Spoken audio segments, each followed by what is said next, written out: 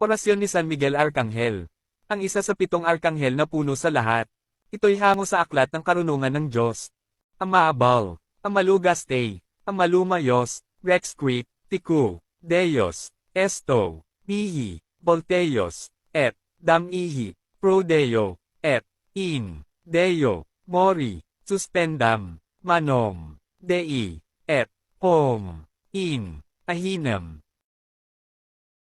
Kasaysayan ng 7 arkanghel, mga sagisag at tungkulin ng lahat ng 7 arkanghel sa langit. Si San Miguel ang puno ng lahat, Pangulo at unang ministro ng Diyos. Panalangin. O maluwalhating San Miguel Arcangel, prinsipe ng mga anggeles, at kapitang general ng poong Diyos, sa iyong karangalan at kapangyarihan, ay nagtagumpay kalaban sa prinsipe ng kapahaloan, na punong si Luxbel, na hari at emperador ng sang-impyerno. Ipinag-aamo-amo namin sa iyo ng lubos na paggalang, na kami tulungan upang makamtam namin ang kaharian ng poong Diyos Ama.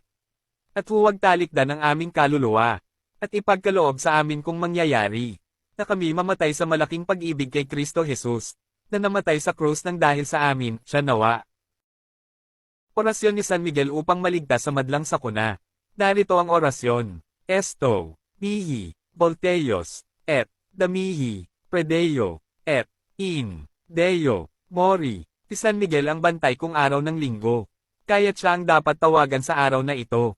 Narito ang orasyon. Domine, Salvatore, Salvami, Salva Fe, et Teratom, Tuom.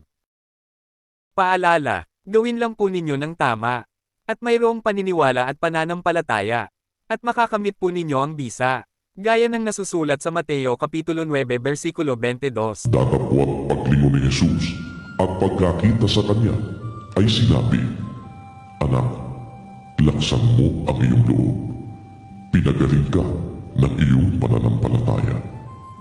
At gumaling ang babae mula sa oras na iyon.